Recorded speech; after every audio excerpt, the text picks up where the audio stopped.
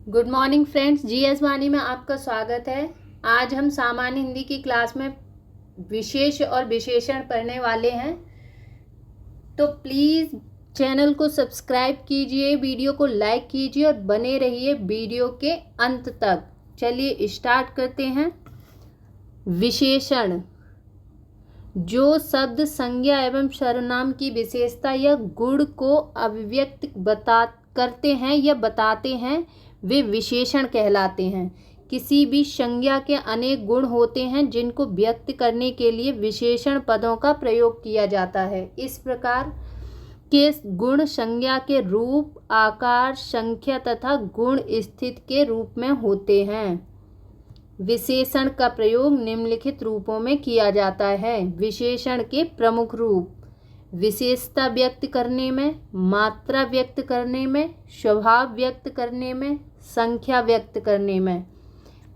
चलिए देखते हैं विशेषता व्यक्त करने में। विशेषण शब्द द्वारा किसी व्यक्ति अथवा वस्तु की विशेषता का बोध कराया जाता है। जैसे सीता सुंदर है। इस वाक्य में सुंदर शब्द सीता की विशेषता को व्यक्त कर रहा है, अतः सुंदर विशेषण है। मात्रा व्यक्त करने में, प्रतिनिधि विशेषण शब्द के द्वारा मात्रा का बोध कराया जाता है। जैसे 10 किलोग्राम चावल। यहाँ 10 विशेषण शब्द चावल की मात्रा का बोध कराता है। स्वभाव व्यक्त करने में, प्रतिनिधि विशेषण शब्द के द्वारा संज्ञा के स्वभाव का भी बोध कराया जाता है। जैसे राम शांत व्यक्ति है, तो यहाँ राम के स्वभाव का बोध कराया जा रहा है। इस वाक्य में शांत शब्द राम के स्वभाव को व्यक्त कर रहा है, अतः शांत शब्द विशेषण है। संख्या व्यक्त करने में, प्रतिनिधि विशेषण शब्द के माध्यम से संख्या का बोध कराया जाता है। जैसे कक्षा में 40 छात्र हैं। इस वाक्य में 40 शब्द छात्रों की संख्या का बोध करा रहा है, अतः 40 शब्द विशेषण है।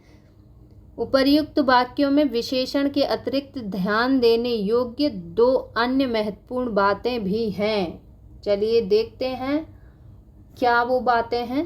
प्रविशेषण, विशेषण एवं क्रिया विशेषण की विशेषता का बोध जिस माध्यम से होता है उसे प्रविशेषण कहते हैं। जैसे मनोज बहुत बदमाश लड़का है, सीता बड़ी साहसी लड़की है।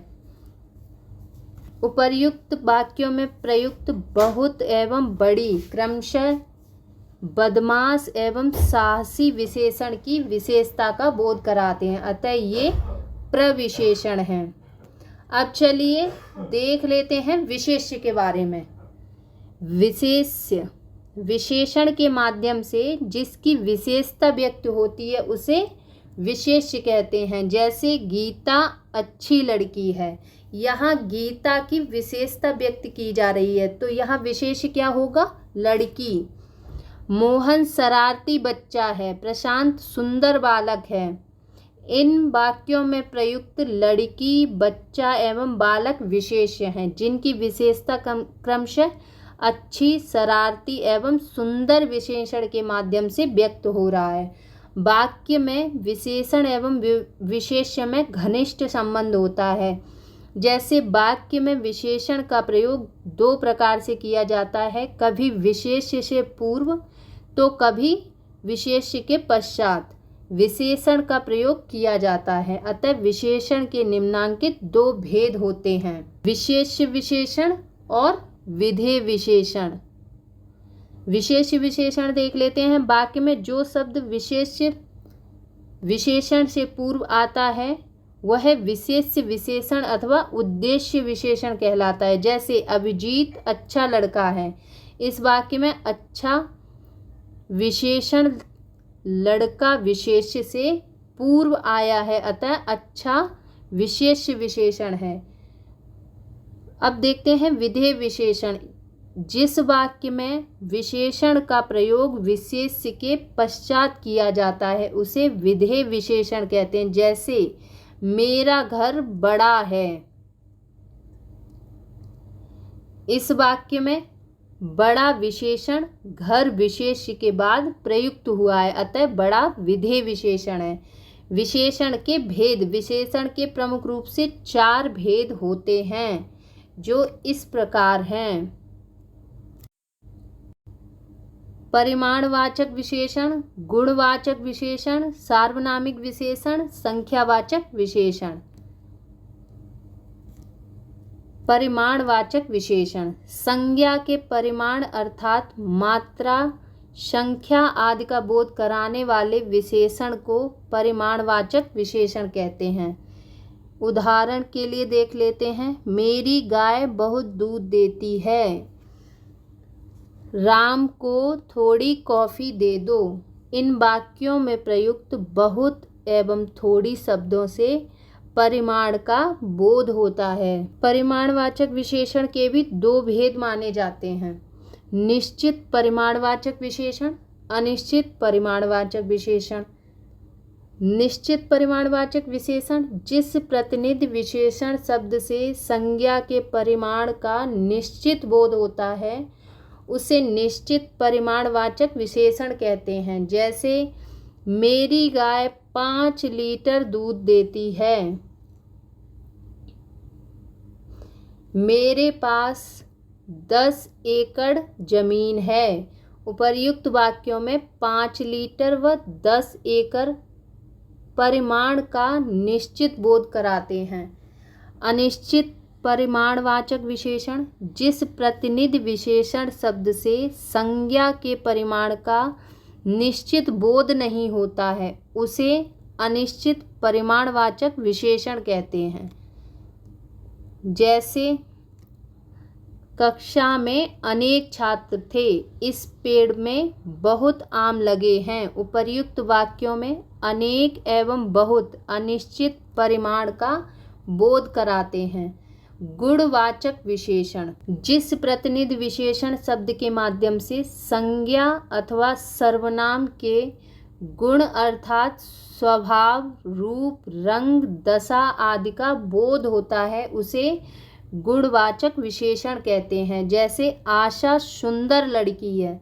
यहाँ आशा की गुण का बोध हो रहा है। राजेश शांत लड़का है। दीपक स्वार्थी युवक है।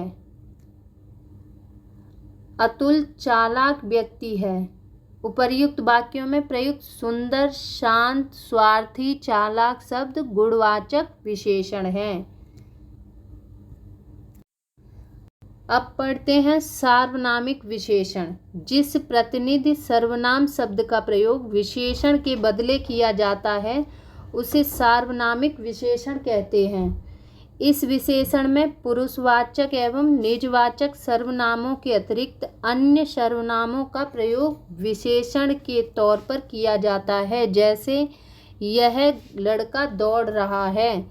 मेरा गांव शहर के नज़दीक है। आपकी पुस्तक मिली। उपर्युक्त वाक्यों में प्रयुक्त यह, मेरा, आपकी जैसे सर्वनाम शब्द क्रमशः लड़का, गांव एवं पुस्तक की विशेषता का बोध कराते हैं। अतः ये सार्वनामिक विशेषण हैं।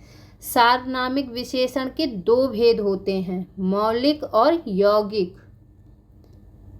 मौलिक सार्वनामिक विशेषण जो प्रतिनिधि सर्वनाम शब्द अपने मूल रूप में किसी संज्ञा की विशेषता का बोध व्यक्त कराता है उसे मौलिक सार्वनामिक विशेषण कहते हैं। यह व्यक्ति अध्यापक है। कौन लोग आए थे। उपर्युक्त वाक्यों में प्रयुक्त यह और कौन शब्द मौलिक सार्वनामिक विशेषण है जो क्रमशः अध्यापक और लोग की विशेषता बता रहे हैं। यौगिक सार्वनामिक विशेषण वे सर्वनाम जो किसी प्रत्यय से जुड़कर किसी संज्ञा की विशेषता का बोध कराते हैं उसे यौगिक सार्वनामिक विशेषण कहते हैं। जैसे कितना दूध लाए हो। इतना चावल मैं नहीं खा सकता। उपर्युक्त वाक्यों में कितना एवं इतना सर्वनाम शब्द क्रमशः दूध और चावल की विशेषता बता रहे हैं। अतः ये यौगिक सार्वनामिक विशेषण हैं। संख्यावाचक विशेषण, जिस प्रतिनिधि विशेषण शब्द के माध्यम से संज्ञा की संख्या का बोध होता है उसे संख्यावाचक विशेषण कहते हैं। जैसे विद्यालय में 50 छात्र हैं, वे दोनों कहाँ गए। उपर्युक्त वाक्यों में 50 एवं वे दोनों शब्द संज्ञा की संख्या का बोध कराते हैं। ये संख्यावाचक विशेषण हैं। संख्यावाचक विशेषण के 5 भेद किए गए हैं। गणनावाचक विशेषण, पूर्णांक बोधक और अपूर्णांक बोधक के रूप में गिनने योग्य संख्यावाचक विशेषण को गणनावाचक विशेषण कहते हैं। जैसे 5 छात्र पढ़ रहे हैं, ये पूर्णांक बोधक विशेषण है। आधा लीटर दूध है, ये अपूर्णांक बोधक है। क्रमवाचक विशेषण, संख्या के क्रम को सूचित करने वाले संख्यावाचक विशेषण को क्रमवाचक विशेषण कहते हैं। जैसे पहला छात्र आगे बैठेगा, दूसरा छात्र पीछे बैठेगा। आवृत्तिवाचक विशेषण, किसी संख्या की आवृत्ति को सूचित करने वाले संख्यावाचक विशेषण को आवृत्तिवाचक विशेषण कहते हैं। जैसे तिगुना पानी, चौगुना दूध। समुदायवाचक विशेषण, समूह या समुदाय का बोध कराने वाले संख्यावाचक विशेषण को समुदायवाचक विशेषण कहते हैं। जैसे दोनों लड़के, सातों घर। प्रत्येकवाचक विशेषण, एक संख्या का बोध कराने वाले संख्यावाचक विशेषण को प्रत्येकवाचक विशेषण कहते हैं। जैसे प्रति महीना, प्रत्येक व्यक्ति। तुलनात्मक विशेषण, जब दो या दो से अधिक वस्तुओं या भावों के गुण, मान आदि की परस्पर तुलना की जाती है तो उसे तुलनात्मक विशेषण कहा जाता है। इसमें विशेषण से पूर्व से अपेक्षाकृत की अपेक्षा की तुलना में, मुकाबले में, से कहीं बढ़कर आदि तुलनात्मक शब्दों का प्रयोग किया जाता है। जैसे रोहित का घर मदन के घर से बड़ा है। अमित की अपेक्षा रोहन ईमानदार है। तुम्हारी कमीज उसकी कमीज की तुलना में सफ़ेद है। छात्रों में निखिल अपेक्षाकृत तेज है। इन वाक्यों में मैं की अपेक्षा अपेक्षाकृत से बड़ा की तुलना में शब्द दो संज्ञाओं के गुण और अवस्था को तुलनात्मक दृष्टि से दर्शाते हैं। जब दो स्थितियों के बीच तुलना होती है तो विशेषण की स्थिति बदलती रहती है। किसी में साधारण विशेषता होती है तो किसी में उससे कम या अधिक होती है तथा किसी में सबसे कम या अधिक होती है। इस आधार पर विशेषण की प्रमुख अवस्थाएं हैं। विशेषण के अभ्यास प्रश्न देख लेते हैं। विशेष्य और विशेषण। अपमान, अपमानित, अपेक्षा, अपेक्षित। अवरोध, अवरुद्ध, अंश, आंशिक। अधिकार, आधिकारिक, अध्यात्म, आध्यात्मिक। अनुमान, अनुमानित। अनुवाद, अनूदित।